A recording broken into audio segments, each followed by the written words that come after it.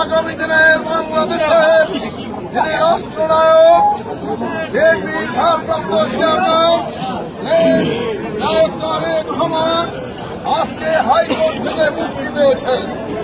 একটি মিথ্যা মামলা দিয়ে হাসিনা সরকার তারেক রহমানকে কারাগারে পাঠাতে চেয়েছিলেন।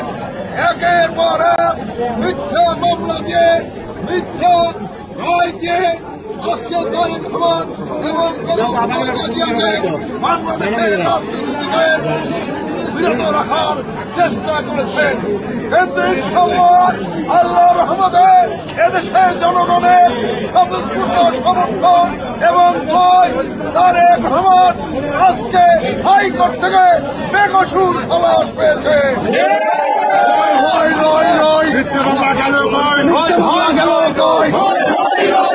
মিথ্যা মামলা গেল।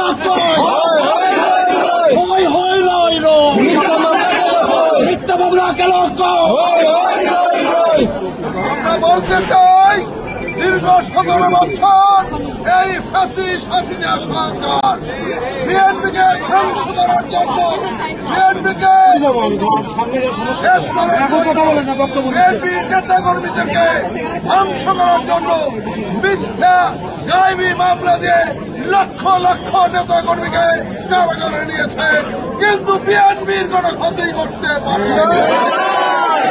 আমরা আমাদের নেতা বিএনপির ভারপ্রাপ্ত চেয়ারম্যান তারেক রহমানের নেতৃত্বে বাংলাদেশের সকল মানুষ ঐক্যবদ্ধ।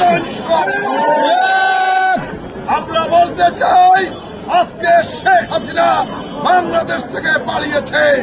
বাংলাদেশে শেখ হাসিনার দোসররা এখনো ষড়যন্ত্র করছে।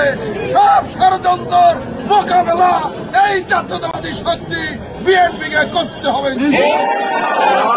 বন্ধুরা, আমরা বলতে চাই অবিলম্বে তারেক রহমানের নামে যত মিথ্যা মামলা রয়েছে সকল মামলা থেকে অব্যাহতি দিয়ে অবিলম্বে তারেক রহমানকে বাংলাদেশে নিয়ে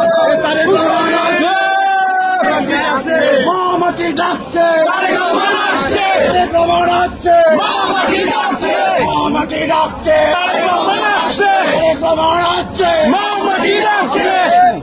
বাংলাদেশে একটি প্রতিবেশী রাষ্ট্র অনেক ষড়যন্ত্র করছে।